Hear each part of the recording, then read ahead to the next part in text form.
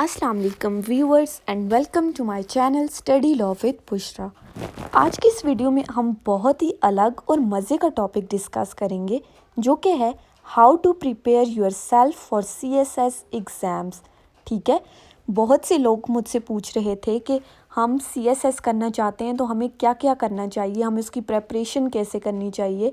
तो इस वीडियो में हम वो तमाम बातें डिस्कस करेंगे, वो तमाम चीज़ें डिस्कस करेंगे जो कि आपके CSS एग्ज़ाम के लिए हेल्पफुल हैं। सबसे पहले हम देखते हैं कि CSS बेसिकली है क्या चीज़। तो CSS simply stands for central superior services. ठीक है, ये 12 ग्रुप्स में डिवाइडेड होती है और हर साल federal public service commission FPSC, ठीक है, फेडरल पब्लिक सर्विस कमीशन, इसका टेस्ट जो है वो हर साल इसका एग्ज़ाम कंडक्ट करती है CSS का।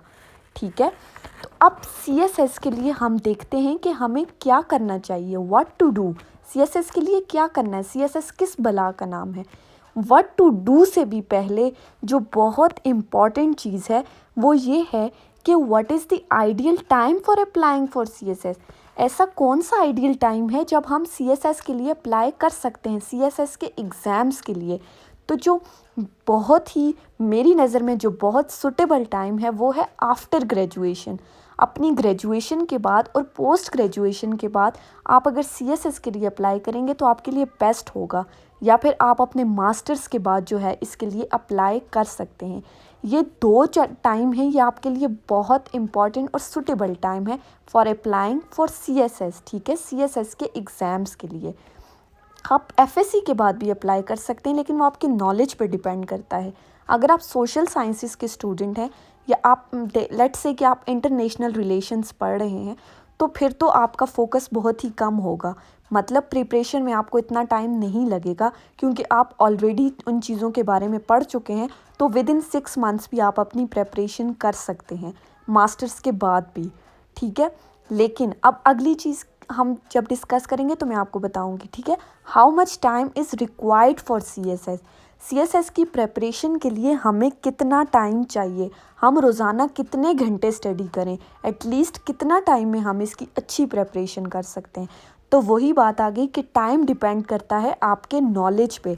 अगर आपके पास इनफ नॉलेज है, ठीक है, इतना नॉलेज है, आप दुनिया के बारे में इतना जानते हो, लेट्स से आपको करंट अफेयर्स का पता है, आपकी लैंग्वेज पे कमांड है, लिटरेचर के बारे में आपको पता है, तो फिर तो 6 मंथ से भी ज़्यादा का टाइम नहीं लगेगा। फिर आप रोज़ाना 2 से 4 घंटे भी पढ़ें तो आपके लिए बहुत है, विद रिलैक्सेशन। ठीक है, आप रिलैक्स्ड होकर पढ़ें तो आपके लिए बहुत है।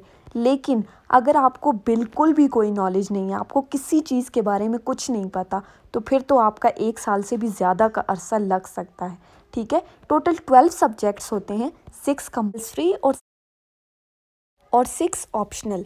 अगर आपके पास इनफ नॉलेज है, आपको इतना आइडिया है, तो आप 2-2 घंटे भी हर सब्जेक्ट को पढ़ें तो आपके लिए काफ़ी है रोज़ाना डेली बेसिस पे। लेकिन अगर आपको किसी चीज़ का कोई नॉलेज नहीं है तो आपको लाजमी हर दिन 4 से 6 घंटे हर सब्जेक्ट को देना है। ठीक है, आपने लाजमी पढ़ना है। लेकिन इसका मतलब ये नहीं कि आप अपने आप को बर्डनाइज कर दो, आप खुद पे बर्डन डाल दो, आप दुनिया से बिल्कुल कट के रह जाओ, खुद को एक कमरे में बंद कर दो कि भाई हमने CSS करना है तो हमने पढ़ना है। ऐसा नहीं है। रिलैक्स माहौल में अगर आप 4 घंटे भी रोज़ाना पढ़ते हो तो आपके लिए बहुत है। ठीक है, इट्स इनफ। अब नेक्स्ट आ जाता है CSS के लिए आपको कौन कौन सी बुक्स पढ़नी चाहिए। ठीक है, बुक्स की सिलेक्शन कैसे होगी। तो जनरली CSS के लिए आपको पाकिस्तान के बारे में पता होना चाहिए, करंट अफेयर्स का आपको आइडिया होना चाहिए, इंटरनेशनल रिलेशंस के बारे में आपको पता होना चाहिए। ठीक है, तो आपके लिए काफ़ी है। अब पाकिस्तान के बारे में आप कहाँ से नॉलेज ले सकते हो, तो मैं आपको एक बुक रेफ़र करती हूँ, sole spokesman by Ayesha Jalal. Ayesha Jalal ने ये बुक लिखी है जिसमें हमारे पास Jinnah Muslim League and demand for Pakistan के बारे में उसने बताया है। अगर आप ये बुक पढ़ लोगे तो आपके को बहुत ज़्यादा नॉलेज मिल जाएगा पाकिस्तान के बारे में, ये आपके लिए काफ़ी हो जाएगा। ठीक है, और दूसरी बुक मैं आपको रेफ़र करती हूँ, दूसरी बुक है पार्टिसन्स ऑफ अल्लाह। ठीक है, जो कि जिहाद इन साउथ एशिया के बारे में उसमें लिखा हुआ है। अगर ये 2 बुक्स भी आप लोग पढ़ लोगे ना तो आपको बहुत ही ज़्यादा नॉलेज मिल जाएगा पाकिस्तान के बारे में, ठीक है। ये 2 बुक्स आपने लाजमी पढ़नी है। लेकिन बुक्स के लिए भी मैं आपको ये सजेस्ट करूँगी कि आपको डेली बेसिस पे हर बुक का एटलीस्ट 100 पेजेस आपने पढ़ने हैं। तो एक वीक के अंदर आप एक बुक तो कवर कर ही लोगे। मोस्टली एक बुक 700-800 पेजेस की होती है, ठीक है। तो आप लोग एक वीक के अंदर एक बुक कवर कर लोगे। मैं आपको सजेस्ट करूँगी कि आप नई किताबें ज़्यादा पढ़ें, ठीक है, जो रीसेंट बुक्स हैं, क्योंकि उनमें हमारे पास मोस्टली करंट सिचुएशन एक्सप्लेन हुई होती है। तो जब आप उस बुक्स को पढ़ेंगे, उन बुक्स को पढ़ेंगे, तो आपका इंटरेस्ट खुद ब खुद क्रिएट होता जाएगा। जब आपका इंटरेस्ट क्रिएट होता जाएगा तो आपका नॉलेज खुद ब खुद बढ़ता जाएगा, आपको चीज़ें समझ आनी शुरू हो जाएंगी।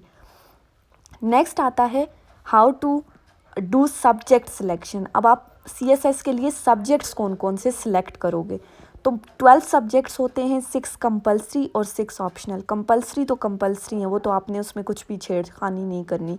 ऑप्शनल सब्जेक्ट्स में क्या होता है, आप वो सब्जेक्ट्स सिलेक्ट करो जिन पर आपकी कमांड है, जिन सब्जेक्ट्स के बारे में आपको इनफ नॉलेज है, आप वो चीज़ें सिलेक्ट करो।